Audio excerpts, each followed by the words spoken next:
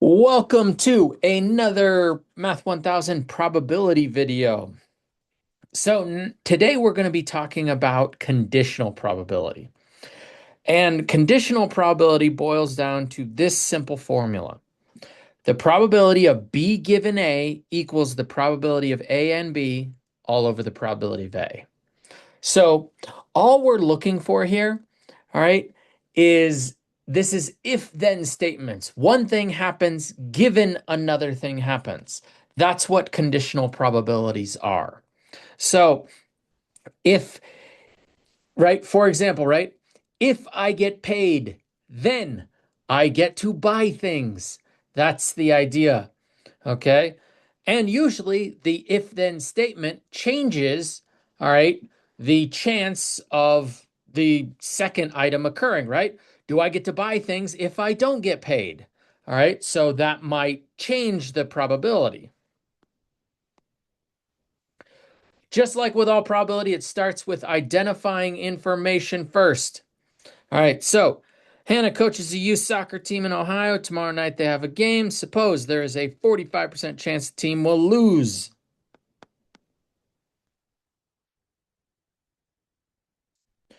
Regardless of whether or not the team loses, Hannah figures 60% chance parent will complain. And then, all right, from previous seasons, Hannah knows that the team loses and the parent complains is 35%.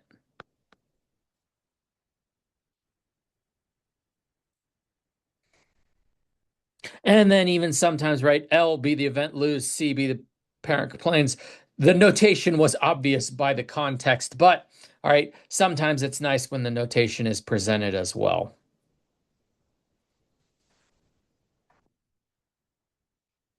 So let's draw our pictures, all right, and we should be getting pretty good at drawing these pictures now. So you can draw them one underneath each other or side by side, same thing. Because we know we're going to need two. All right, complain, 60%. Complain and lose, 35%, and lose, 45%. Then the half moon pick.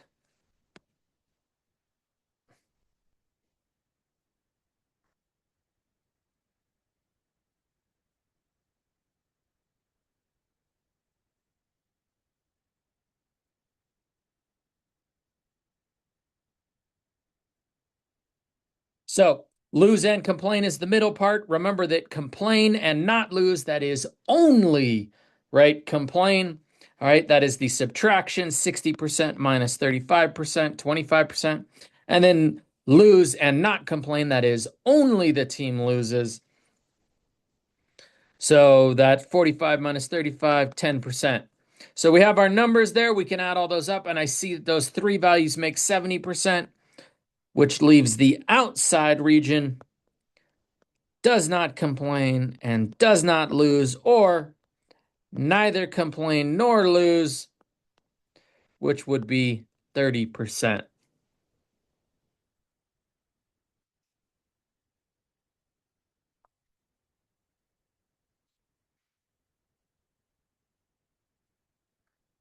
So identifying information, making our pictures always priority one.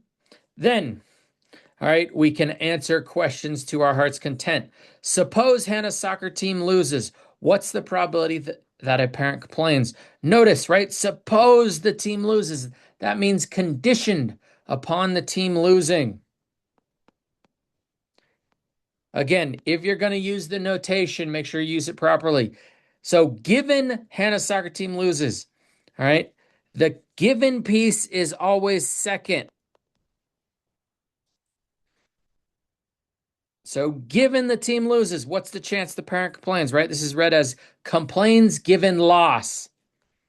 Then using the definition, probability of A and B all over divided by the probability of A. Well, that's the probability of the two together, C and L. And then the condition piece is always in the denominator, given L. So, all right. And then we look at our picture and just grab the numbers. Well, LNC is 35% and L is 45%. So notice I'm using the picture on the right side. If a parent complains, what is the probability the team loses? Again, notice that every time we don't say, it's not worded the exact same every time. Conditional probabilities, all right, they're subtle, all right, and so they change with the wording of basically English, all right. So make sure, all right, that you're paying attention.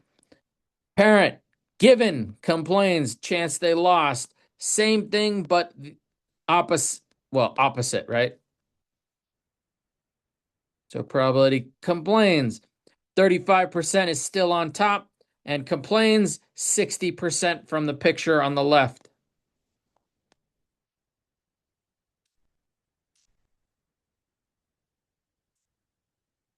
What is the probability that Hannah's team wins? So don't get caught up so often, right? We're doing all these conditionals and so much is going on, right? We got our picture. Don't lose the forest for the trees. Well, the chance her team loses is 45%. So what's the chance the team wins? 1 minus that. Also, keep your notation minimal. I don't need to change that to W. Not loss. That's just 1 minus probability of loss. 1 minus 0.5045, which is 55%. Suppose Hannah's soccer team loses. What's the probability that a parent does not complain? Yet again, all right. Given team loses, chance parent does not complain. So using our definition, not C and L divided by probability of L. Now, all right, not C and L, that's actually a picture on the right. That's the 10% value, all right, all the way to the right. And probability of L is still 45%.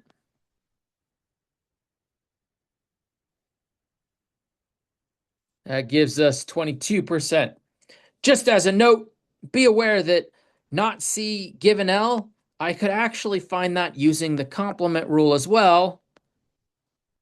That is the opposite of 1 minus probability of C given L, which, oh, look, we found in part A.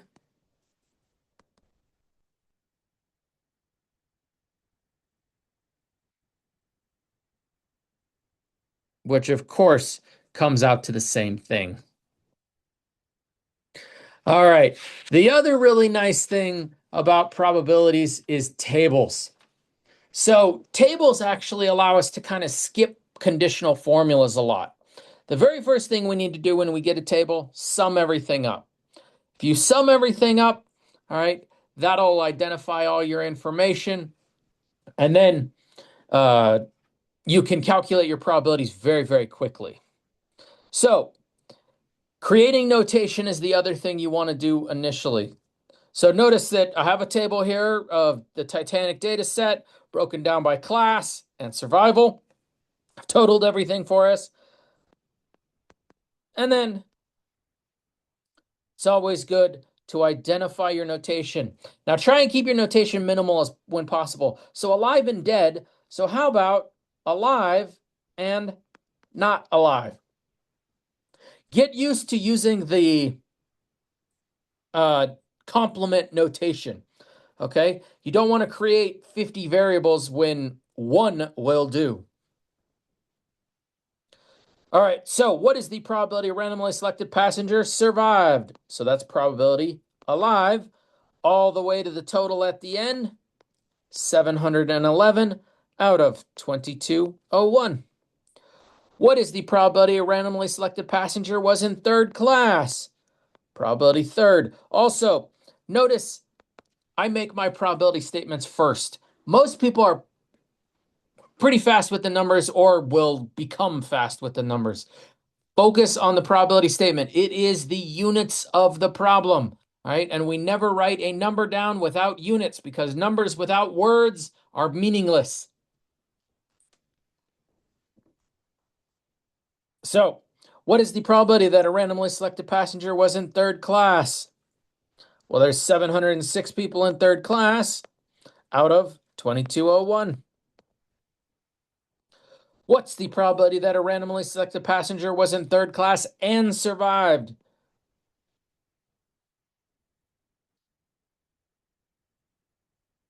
Notice, all right, we now have three connecting possibilities. Okay, when you have two events going on, our only options are and, or given, which means that you're only identifying which of these three we need to use. Notice this was pretty clear with and. So people in third and alive, that's 178 out of 2201. What is the probability that a randomly selected third class passenger survived? Notice now this one is different. Notice the above question, randomly selected passenger. That's basically saying out of everybody. But this one, randomly selected third class passenger, that is a conditional. That's a given. That's saying given I'm in third class, what's the chance I survived? Once you have now notice there's lots of ways to say this. Okay, so you just have to pay attention to the wording. So then with this guy, probability, using our definition, alive and third, all divided by the probability of third, using the definition of conditional probability. And oh, look, I have those values above. 178 divided by 2201 and 706 divided by 2201 reduces to 178 all over 2201. Now, be aware, here's the nice thing about the table. So I can use the definition. This is the exact definition we used in the last problem. But what's really nice about tables is that you can look directly in the table and find this, mostly by just saying, all right, covering up what I'm looking for. So I was looking for third class. So that means given I'm in third. So just of these people, all right, given I'm in third, who lived? 178 out of 706. So that's what's really nice, all right, about tables. Let's do that again and let's see if we can go directly to the number with the table, using the table. What's the probability that a randomly selected survived passenger was in third class? So probability given alive, chance they were in third. So, all right, given alive, that means only focus, all right, on those that are alive. That means I'm only looking, all right, at this top row. That means I know my denominator is 711. And then I say, oh, of those people that lived, who's in third class? And it's the 178.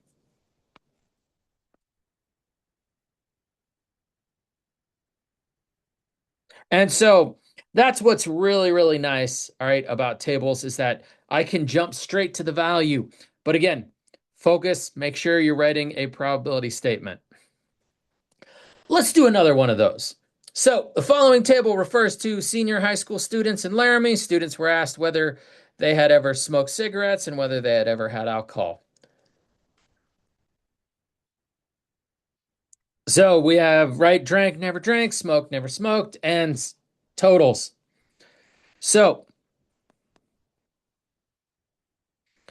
all right, breaking that down. First things first, total all the values, sum all the numbers up.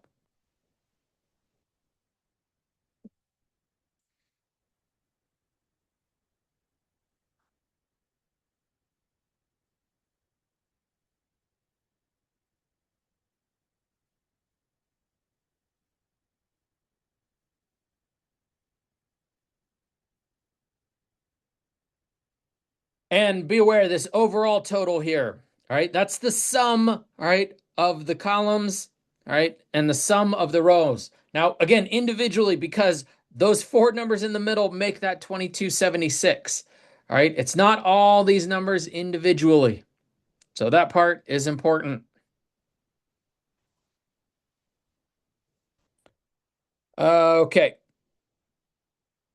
What is the probability that randomly selected student drank alcohol or has never smoked? All right. Oh, and once again, let's create our notation because I'm about to write something. And again, notation should be usually pretty intuitive. Drank, never drank. What I don't want to see is ND. Way too often people are like, oh, well, D and ND. No, no, no, no, no. All right. Use the notation or write out a complete sentence. All right. I've given that option multiple times. But if you're going to use notation, you have to use it correctly. Smoked, never smoked.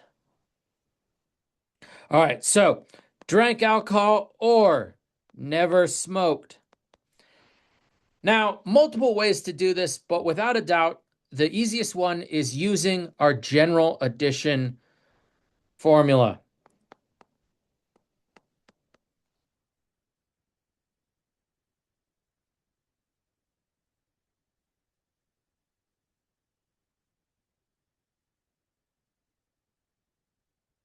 There's only two really equations that we have in probability.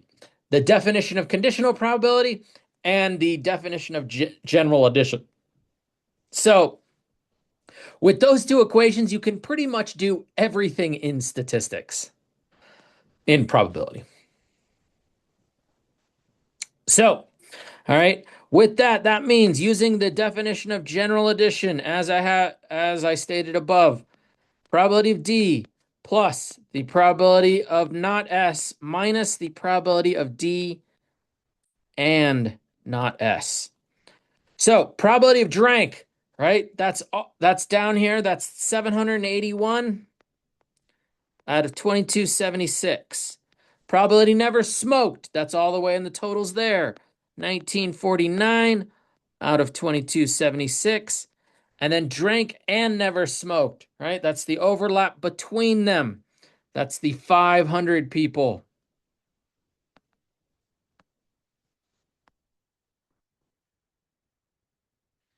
Simplify that down, and we will get 2230 all over 2276.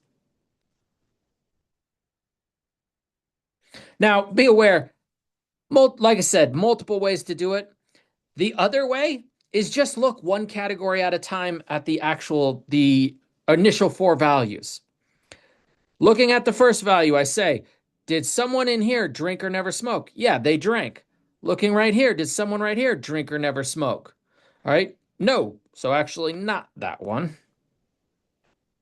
Someone right here, yeah, they drank and never smoked. What about right here? Yep, they drank or they didn't drink, but they did never smoke, which basically means it's those three values summed up.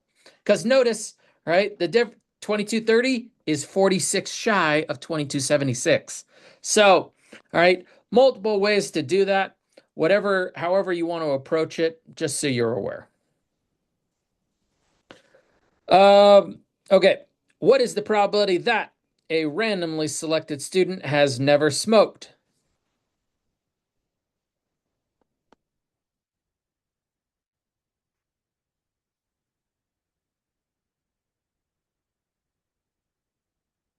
So probability never smoked. Oh, look, we already actually did that above.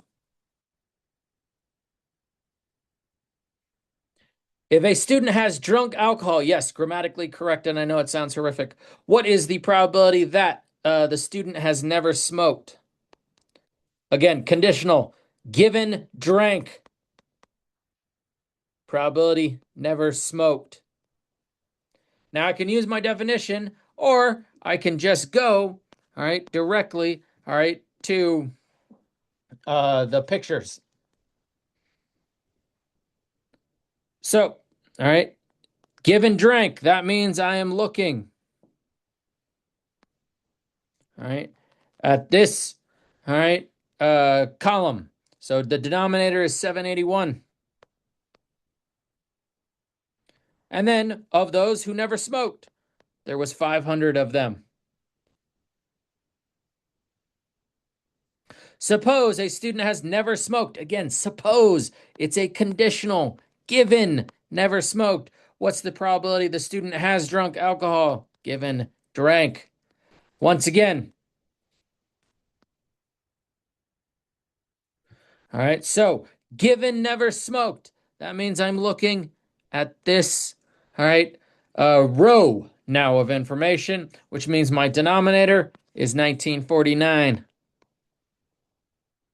And then of those who drank, oh, the 500 people.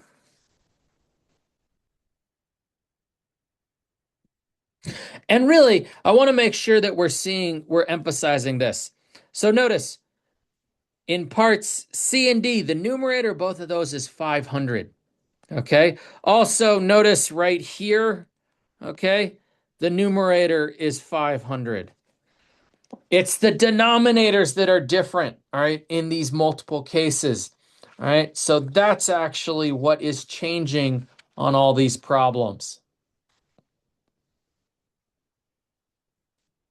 All right, the multiplication rule. And I bring this up mostly because this is essentially a generalized repeat, all right, of the overlapping and disjoint rule.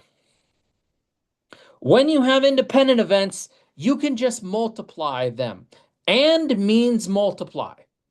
But it has to be in particular situations. It depends what's happening. If the probabilities are independent, then yes, I can just multiply them. However, most things are not independent. Most things, all right, are actually dependent. Most things in the world are related, which means that you're multiplying conditionals. So notice that both of these say probability of A and B, both these definitions, but you have different pieces on the right side of the equation because it depends what the initial assumption is. This is back to the picture.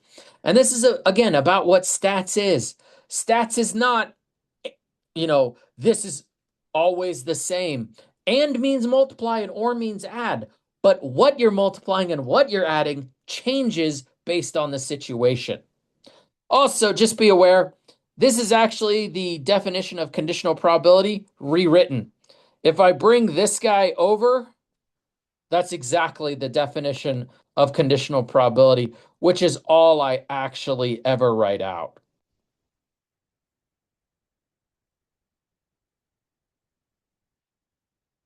So just so you're aware, all right, this is there, but usually that's why I was saying you only need the definition of conditional probability, and then we'll just rework it if needed.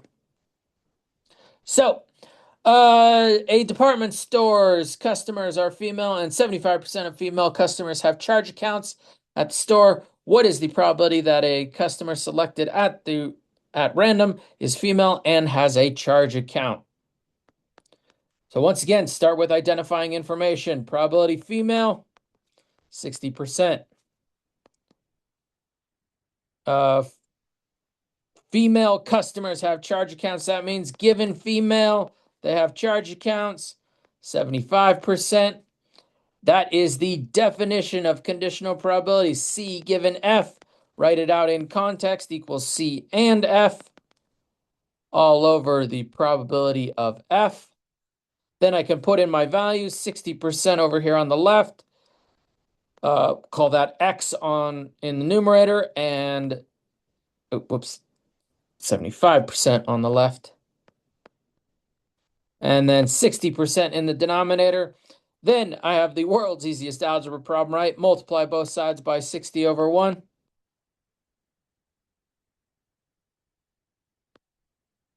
X equals 0.6 times 0.75, which is 0.45, which is the probability of charge accounts and female equals 45%. So just an important note, all right, that you have a conditional, write out the definition of conditional probability. The multiplication rule is the exact same thing. It's just simplified one step. All right. A random sample was taken from Wyoming. 80% of students reported that they like dogs. 64% reported they like cats. 97% reported they like dogs or cats. Okay, so not all the information is presented exactly the same every single time. So make sure, again, you're identifying information and figuring out what is known and what is presented, because it's not the same process over and over again. All right, so like dogs, 80%. Like cats, 64%. Now here's the big thing. 97% reported they like dogs or cats. That's not dogs and cats like is typically given to us. Which means when I go to create my pictures that I create every time,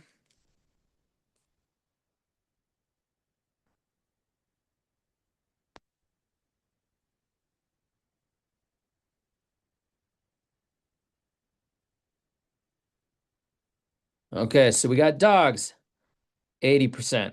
Cats, 64%. Remember what goes in the middle. Dogs and cats. We don't have it here. Which means it's kind of hard to make the other picture because I don't have the correct information. This is, again, the definition of general addition. D or C equals the probability of D plus the probability of C minus the probability of D and C. Have to break those down piece at a time. Then I can put in the information that I have. 97% equals 80% for dogs, 64% for cats, and X. Then I have a super easy algebraic question, right? Bring those over. X equals 47%, which is the probability of dogs and cats is 47%, which means now I can fill in my picture and then I can fill in my half moon pick as well.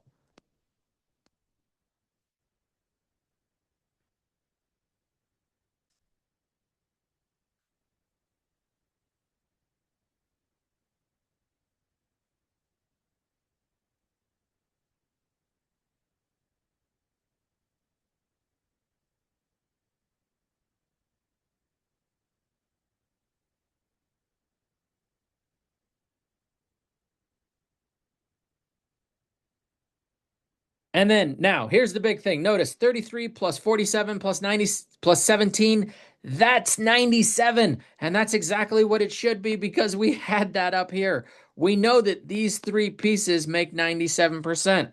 So the one thing we could have actually done, I could have filled this in previously, is the outside. No cat, does not like cats, and does not like dogs. All right. That is like neither dogs nor cats. Is 3%. So I actually knew what the outside probability was from the start. All right. We just didn't fill that in because if you can't fill in, I was like, I only know the outside piece. It means I'm missing still a lot. All right. Notice again, I didn't even bother looking at the question because I'm just trying to fill in my pictures. This is the starting point every single time. But look at this. What percentage of students like both dogs and cats? Oh, look, that's the very first question. Probability D and C. Find the probability that a randomly selected student likes dogs but doesn't like cats. Probability dogs and no cats. Again, pulling from my picture, that's 33%.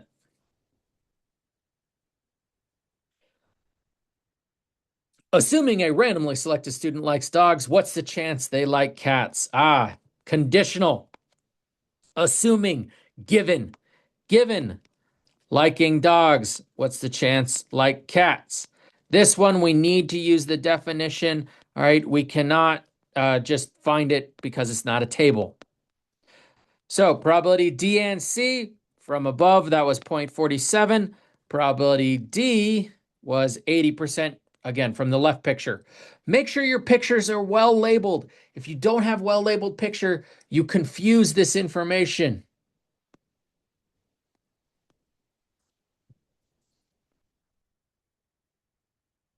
80, which gives us 0.5875. All right.